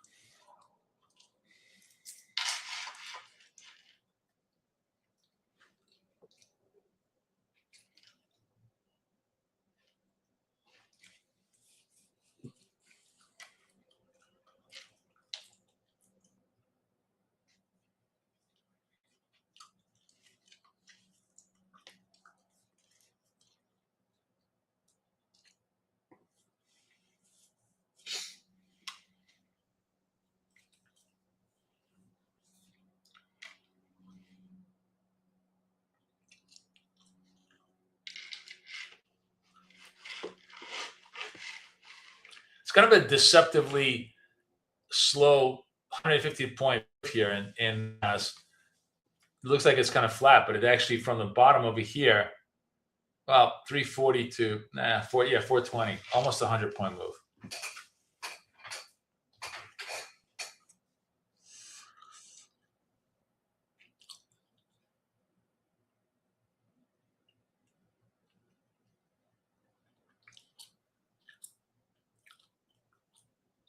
Oh, there we go. Does it hold? 13, 14 seconds. Let's see if we can make that play.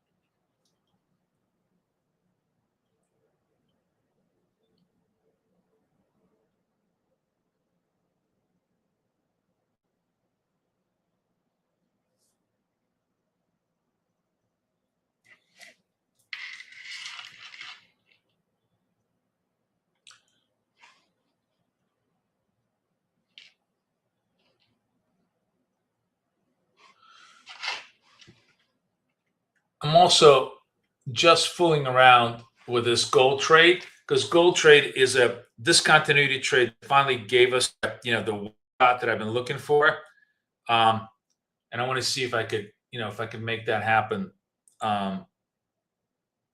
for a, for discontinuity trade. Oh, did my trade get done on this one?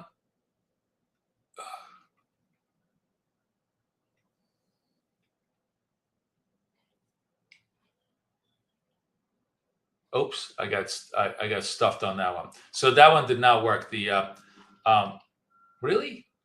Wait, how does that? No, what happened here? Hold on. How did I get stopped on this trade? Oh, it ticked just lower. Wait, what happened? Hold up. Oh yeah. It just ticked me up. Wow, that's weird. It doesn't have a tick over here, but it has it on thing. Okay, no problem. We're gonna go again. Wow, that's weird. That was weird. There was no tick over here, but there was over there. Huh.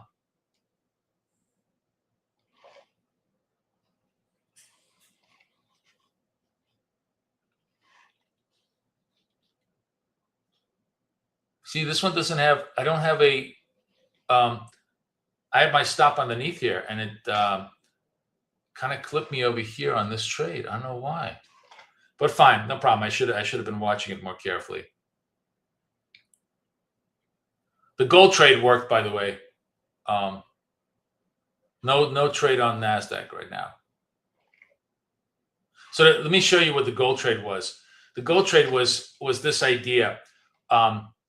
So blue candles, which is turning bullish, right? Turning bullish. We ignore the purple dot because there's no yellow candles in front of it. We have the white dot. That's the the bullish confirmed dot. Then it kind of slipped all the way down. I was like, you know what? This is a very, very low risk trade. If I buy here, my stop is underneath this white dot. I'm gonna have very low risk. And it did pop up, and that worked in this account, I believe, 61 account. Yeah, that worked nicely. So the only account that's just a little bit problematic is this account, and we just need to find a continuity trade for NAS.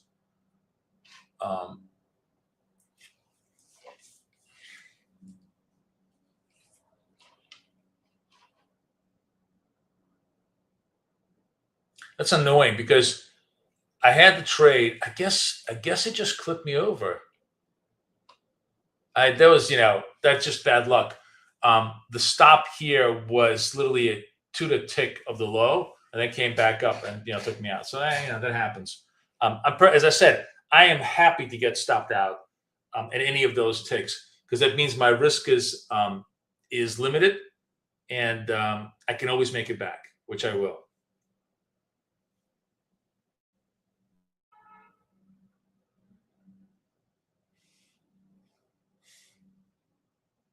Super slow though, guys. This is a really slow, choppy, grinding hour for us. The fact that we're able to extract anything out of this is actually pretty good. Oh, I have another trade setting up in gold. So gold, yellow to purple. Let's make that a trade.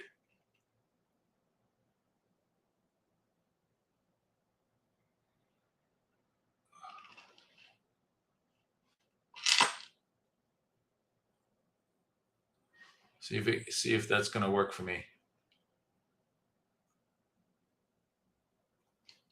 So the trade in gold is basically, again, it's a discontinuous market. Yellow's just showing me beginning of a bearish move, and the purple confirming it to me. I'm just trying to look for the 2-point move here, the downside.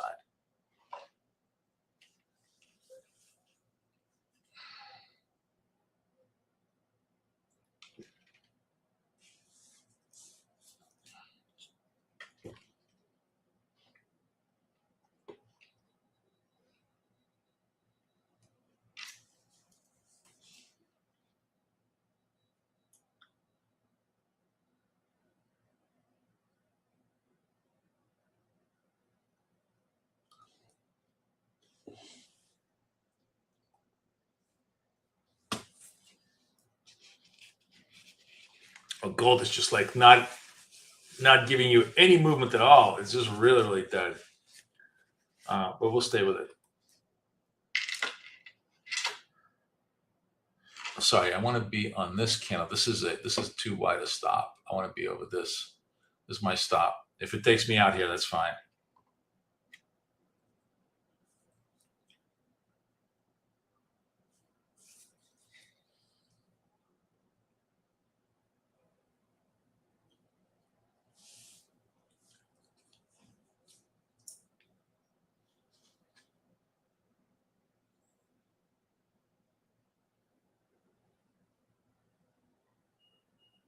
So guys, I totally forgot to mention, we're going to go, I think maybe I'm even going to start tomorrow.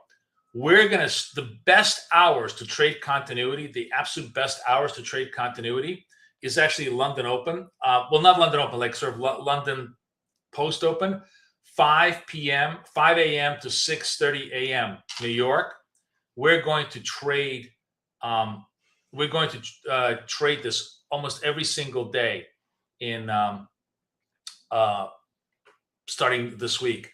And I'm actually hoping to go like Monday through Friday, 5 to 6:30 London, which is going to be great for people in Asia, Australia, Europe.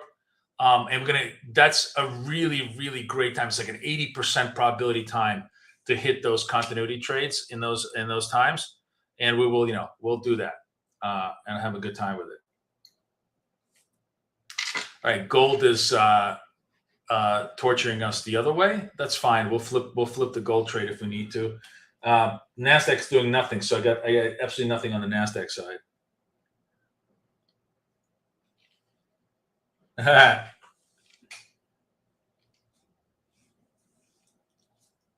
No, the London trades are really for like the Europeans and Asians and Australians who don't get a chance to trade that. But also, like, you know, if you want to have fun, you can have a good time with us on this. All right, so gold. If this holds, I'm going to flip it back the other way because again, I have a blue confirmed by green. Hopefully, I get a little bit of a discontinuity move the other way. We'll see.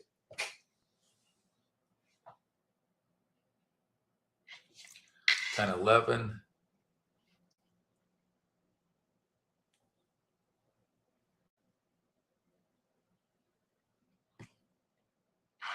Okay.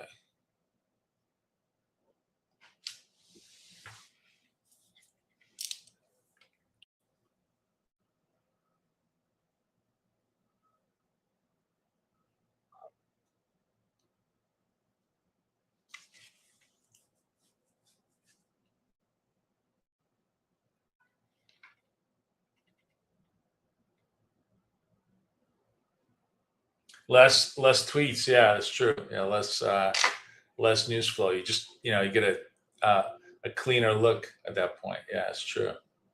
Nasdaq just really died, guys. Look at this. Nasdaq just has showing nothing. No trades here.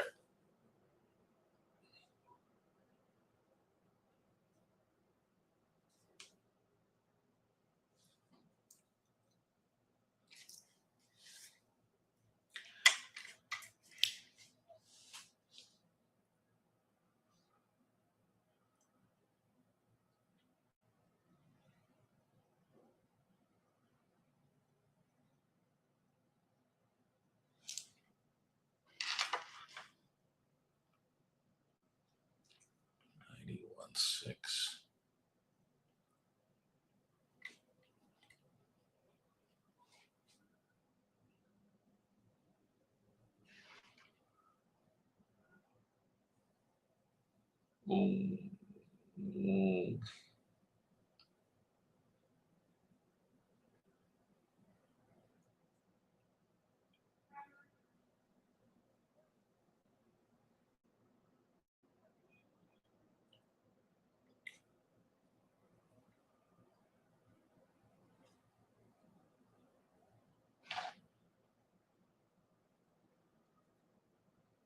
Oh, just missed that by 3 ticks. 91.6, 91.3. Super close. All right, we're going to leave that alone. I'll let you know how that develops as they progress. There's nothing going on in NAS. We're going to wrap this up, guys, because I got to run. I will update this today, and by Asia Open, it will be on TradingView. So watch for it then. I think I'm going to call this BFF dots with ICT order blocks. I don't know what I want to add as a name for it.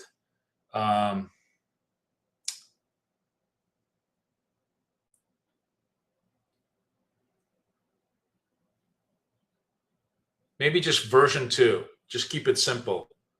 Just like V2.